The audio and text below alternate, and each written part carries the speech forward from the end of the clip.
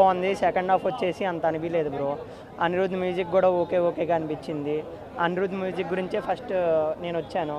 Anirudh music లేదు. Heroine character వచ్చేసి overall 5 minutes ఉంటుందేమో. మూవీలో వచ్చేసి 5 to 7 మినిట్స్ ఉంటుందేమో మేబీ. హీరోయిన్కి ఏం క్యారెక్టర్ లేదు. ఓవరాల్గా వచ్చి విలన్ బాగా చేశాడు బ్రో. కొత్త విలన్ విజయ్ దేవరకొండ బాగా చేశాడు. వాళ్ళన్న క్యారెక్టర్ సత్యదేవ్ చాలా బాగా చేశాడు. వీళ్ళు ముగ్గురిది ఓకే బ్రో. జస్ట్ ఓకేగా అనిపించింది సినిమా అయితే. అనవసరం బ్రో, అసలు ఆ క్యారెక్టర్ ఏం లేదు. తనకు ఒక పాట ఇచ్చారు, మామూలుగా ఆడియోలో ఒక పాట రిలీజ్ చేశారు, కానీ ఆ పాట కూడా లేదు బ్రో సినిమాలో. తీసుకున్నాడు కానీ ఏం చేస్తాడు తీసుకుని. ఏమో మరి బ్రో, లేదేమో అనిపిస్తుంది నాకు కూడా. లేదు కానీ దేవరకొండ యాక్టింగ్ అయితే బాగుంది బ్రో. డైరెక్టర్ ఏదో తీద్దాం అనుకున్నాడు కానీ తీలేపోయాడు బ్రో. ఓకేగా చేశాడు. ఫస్ట్ కంబ్యాక్ లేదు బ్రో. పార్ట్ 2 అదేంటిది కొంచెం ఎక్స్పెక్టేషన్ పెట్టి లాస్ట్కి పెట్టాడు. ఏమన్నా పార్ట్ 2 ఎక్స్పెక్టేషన్ చేయొచ్చు, బట్ స్టోరీ ఏం లేదు బ్రో. ముందల వాళ్ళని ఒక తెగ ఉంటుంది, దాన్ని కాపాడటానికి వీళ్ళ అన్నయ్య ప్రయత్నిస్తూ ఉంటాడు, చనిపోయాడు. జస్ట్ మళ్ళీ వీళ్ళ అన్నయ్య తమ్ముడు ఆ తెగని కాపాడటానికి ఇది ఉంటుంది బ్రో. లేకపోతే average bro, just average. Okay. Cinema అయితే చాలా బాగుందండి. థియేటర్ ఎక్స్పీరియన్స్ సినిమా ఖచ్చితంగా థియేటర్లోనే చూడదగ్గ సినిమా ఇది. పార్ట్ 2 కూడా ఉన్నట్టుంది.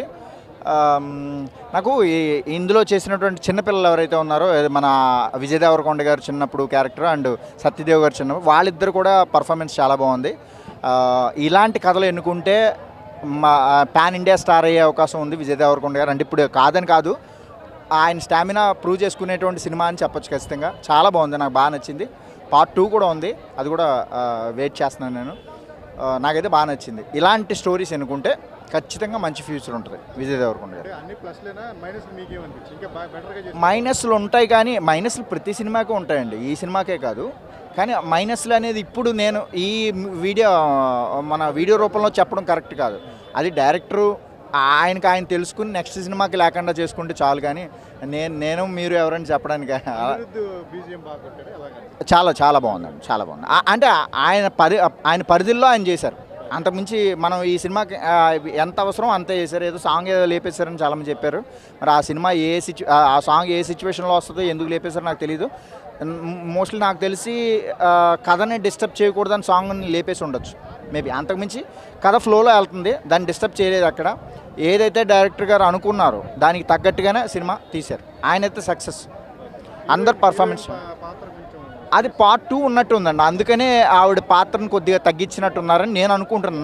నా ఇది ఎక్కువగా పెట్టడానికి కూడా అంత లేదు. ఇంకోటి, మీరు హీరోయిన్ అంటున్నారు కదా, యాక్చువల్లీ ఆవిడ హీరోయిన్ కాదు, ఒక క్యారెక్టర్. అంటే ఎందుకు అంటున్నాను క్యారెక్టర్ అని, ఆవిడ పర్ఫార్మెన్స్ చేసింది. హీరోయిన్లో ఎక్కడ ప్రవర్తించలేదు, రొమాన్స్ అలాంటివి ఏం లేవు. కనుక హీరోయిన్ కాకుండా ఒక కథకి ఎంత అవసరం ఆవిడ అంత బాగా చేసింది. మళ్ళీ వాళ్ళ ఫ్యాన్స్ హర్ట్ అవుతారేమో హీరోయిన్ కాదంటే. సో నాకైతే ఒక క్యారెక్టర్గా అనిపించింది, బాగా చేసింది.